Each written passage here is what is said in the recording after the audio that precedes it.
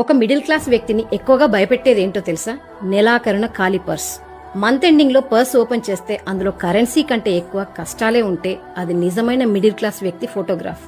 Salary వచ్చిన రోజు హ్యాపీగా ఉంటారు. మొదటి వారంలోనే rent, current bill, EMI, school fees అన్ని క్లియర్ చేస్తారు.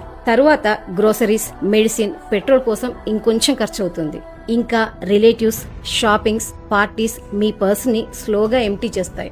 మంత్ ఎండింగ్ కి క్యాలిక్యులేషన్స్ తప్ప క్యాష్ ఉండదు. దీనికి కారణం ప్లానింగ్ లేకుండా శాలరీ వచ్చిన 2-3 డేస్ లోనే మొత్తం ఖర్చు చేయడం, పక్క వాళ్ళలా ఉండాలనుకోవడం, ఎమర్జెన్సీ ఫండ్ లేకపోవడం. ఇప్పుడు ఖర్చులున్నాయి, తర్వాత సేవ్ చేద్దాం అనుకుంటారు. ఆ తర్వాత అనేది ఎప్పటికీ రాదు.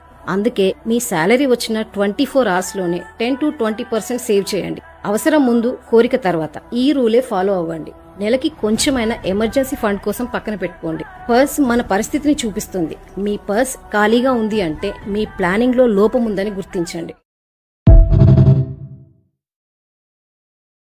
పనికొచ్చే పని ఏదైనా చేయొచ్చుగా. బిల్డింగ్ కాంట్రాక్టులు పట్టుకుంటాం, దానికి 10 లక్షలు ఇస్తారా?